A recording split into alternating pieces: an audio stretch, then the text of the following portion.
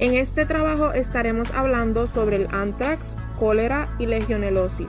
Estaremos dando un poco de información sobre sus cuadros clínicos, información pertinente ya sea descripción molecular, mecanismos de virulencia, distribución y epidemiología de la enfermedad, entre otros aspectos. Comenzaremos hablando con anthrax. Ahora comenzaremos hablando un poco de lo que es anthrax. Anthrax es una enfermedad rara, pero muy seria. Se contagia mediante la bacteria formadora de esporas llamada Bacillus anthracis.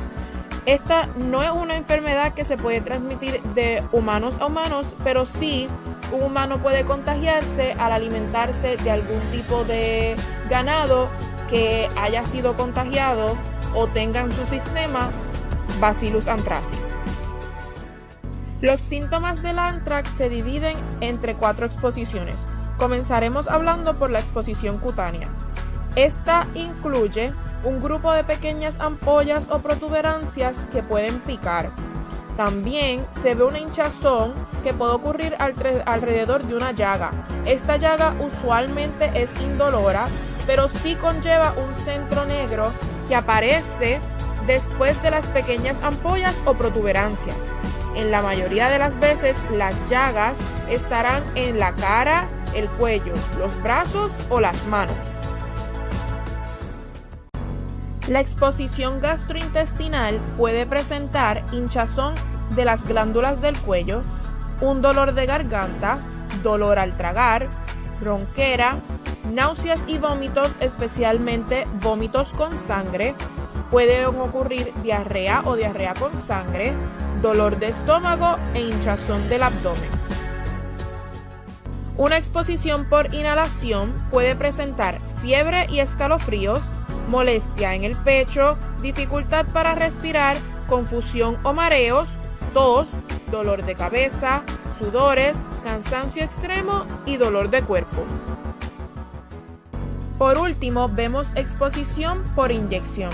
Los síntomas del anthrax por inyección son similares a los del anthrax cutáneo, pero el anthrax por inyección puede diseminarse por todo el cuerpo más rápido y ser más difícil de reconocer y tratar que el anthrax cutáneo. Las infecciones de la piel y del sitio de inyección asociadas con el uso de drogas inyectables son comunes y no significan necesariamente que la persona tenga anthrax. El reservorio de anthrax o las causas de anthrax comienzan con la bacteria Bacillus anthracis creando lo que son dormant spores. Esto quiere decir que son esporas inactivas que pueden vivir en la tierra por muchísimo tiempo, inclusive hasta décadas.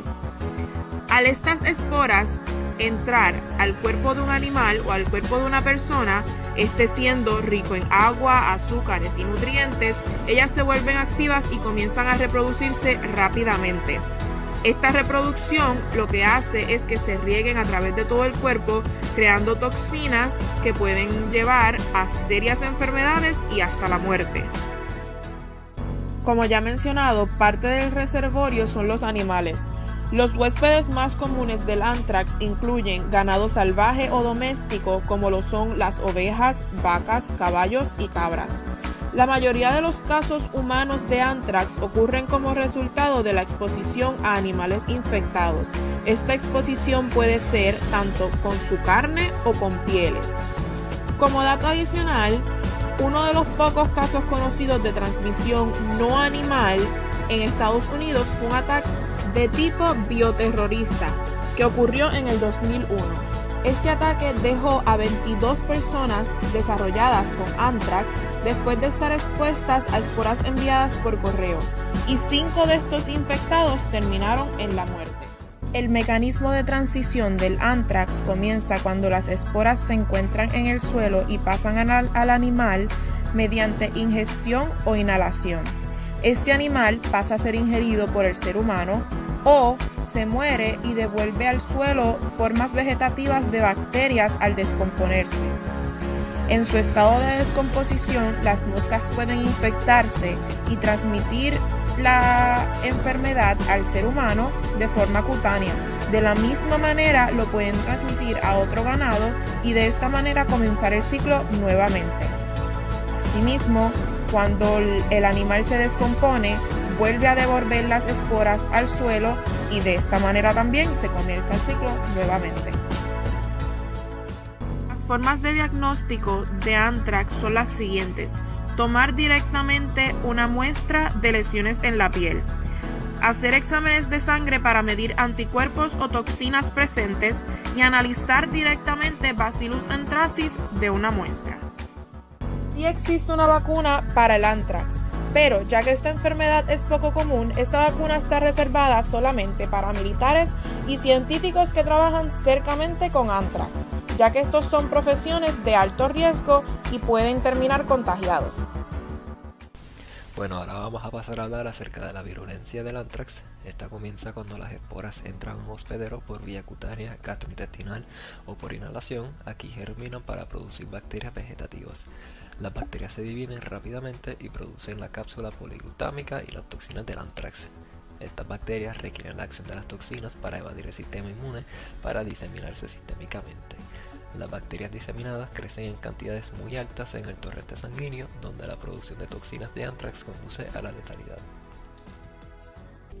En términos de la patogénesis, se cree que las toxinas del anthrax desempeñan funciones en dos etapas de infección. Al principio de la infección se dirige a la respuesta inmune para permitir la sobrevivencia bacteriana en el hospedero, mientras que en la enfermedad sistémica se dirigen a los tejidos e inducen la letalidad. Se comienza con el desarme temprano de la respuesta inmune innata. Esto tiene efectos graves en células de primera respuesta y procesos inmunológicos como los neutrófilos, macrófagos, células dendríticas, la quimiotaxis, la producción de quimiosina y citocinas proinflamatorias que son importantes para el reclutamiento de células inmunes.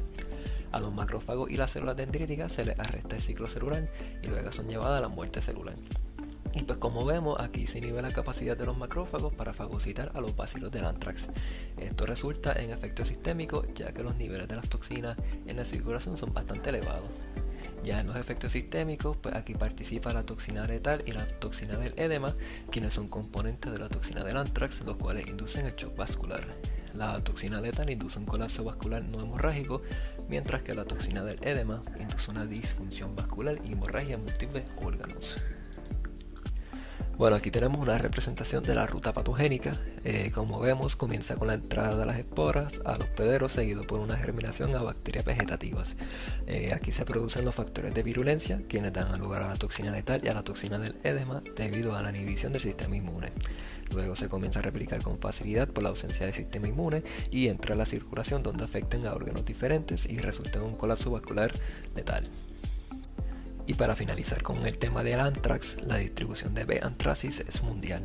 Todos los animales son susceptibles en diversos grados, pero la enfermedad es más frecuente entre los herbívoros como los caballos, las ovejas y las vacas. La vacunación agresiva de animales ha reducido la incidencia de anthrax entre el ganado. Sin embargo, sigue siendo problemático en partes del Asia y el África, donde los programas de vacunación son esporádicos.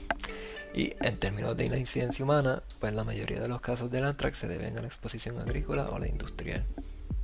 Ahora vamos a pasar a discutir el próximo tema, el cual es sobre cólera. La enfermedad de cólera se caracteriza por una diarrea intensa causada por una infección del intestino por la bacteria Vibrio cholera, la cual es de gram negativo.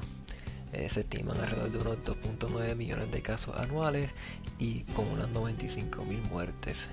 La infección puede ser leve, moderada o letal.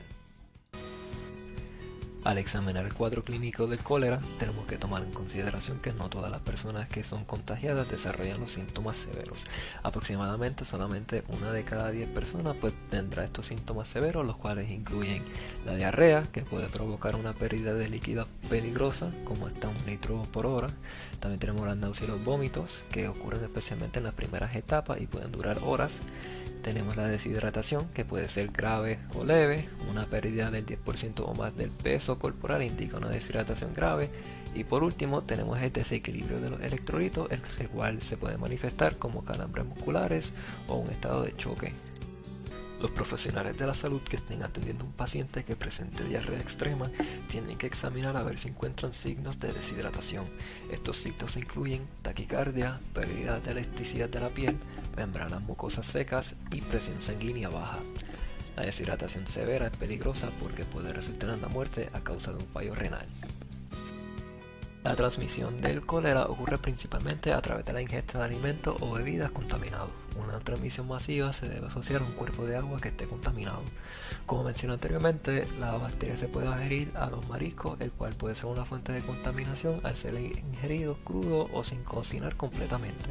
Si una persona desarrolla cólera, pues es importante que para prevenir la transmisión se descarten los heces fecales adecuadamente sin contaminar nada. Y estas personas que entren en contacto y estén cuidando a estos pacientes se deben lavar las manos frecuentemente para evitar contagios y la propagación. El reservorio del vibrio cólera son las aguas marinas, en especial los pozos. Aunque no se conoce de algún animal hospedero para la bacteria, estas se adhieren fácilmente a la vida acuática, como lo son las conchas de los cangrejos y otros mariscos que contengan quitina, donde aquí pueden formar biofilms para sobrevivir. La imagen de arriba a la izquierda demuestra al Dr. John Snow, quien se le cataloga como el padre de la epidemiología. En los 1800 él pudo trazar el origen de un brote de cólera a una bomba de agua, como visto en la segunda imagen, cuyo pozo de agua resultaba estar contaminado por dicha bacteria. Y la imagen de abajo demuestra la bacteria de cólera en su ambiente natural y traza rutas a posibles superficies donde se puede adherir. Buenas, mi nombre es Pamela Cabello y voy a presentar la otra parte del cólera. Entonces, este tiene un periodo de incubación de desde 2 horas hasta 5 días. El periodo de transmisibilidad demuestra que los pacientes excretan bacilo hasta 5 días. Y esto sería en pacientes no tratados. Ya en pacientes tratados sería, ¿verdad?, otra respuesta distinta. Entonces, para prevenir esta enfermedad se necesita desinfectar las frutas, verduras, también se debe cocinar bien los alimentos, mayormente los pescados y mariscos, ya que son los alimentos más propensos a transmitir la condición. Sobre todo, lavarse las manos antes de comer y luego de ir al baño. Es recomendado comer en lugares limpios. La legionenosis ya es una enfermedad bacteriana que puede producir neumonía. Entre 200 y 800 casos se reportan cada año en el estado de Nueva York, donde se incluye toda la ciudad de Nueva York también. La mayoría de los casos ocurren como hechos únicos y aislados. Las epidemias son bien raras. Esta bacteria se identificó por primera vez para el año de 1976, pero ya habían casos confirmados desde el 1947. La misma puede ser una enfermedad respiratoria leve o puede ser suficientemente grave para provocar la muerte. Todo depende, ¿verdad?, de la persona y cuán comprometida la persona esté con la salud. Entre el 10 y el 40% de los adultos saludables tienen anticuerpos que indican una exposición previa al organismo. Sin embargo, solo un pequeño porcentaje tiene historia de neumonía previa. Esta enfermedad la pueden contraer personas de cualquier edad, ¿ok? Entonces, sin embargo, la enfermedad afecta principalmente a las personas de edad avanzada, o sea, personas ancianas. Las personas con enfermedades subyacentes, como mencioné anteriormente, o sea, personas que ya tengan como que su salud comprometida, tales como el cáncer o aquellas con la resistencia inmunológica baja a la enfermedad. También pueden tener un riesgo mayor, ¿ok? Rara vez ocurre en personas saludables que tengan, ¿verdad?, que caigan dentro de lo que es la legionenosis, ya que usualmente, pues, como mencioné anteriormente, pues tienen los anticuerpos activos, como si hubiesen tenido, ¿verdad?, exposición a la bacteria anteriormente. Buenas. El cuadro clínico de legionelosis. Vamos a hablar sobre el brote de la legionela, que viene siendo ya la bacteria.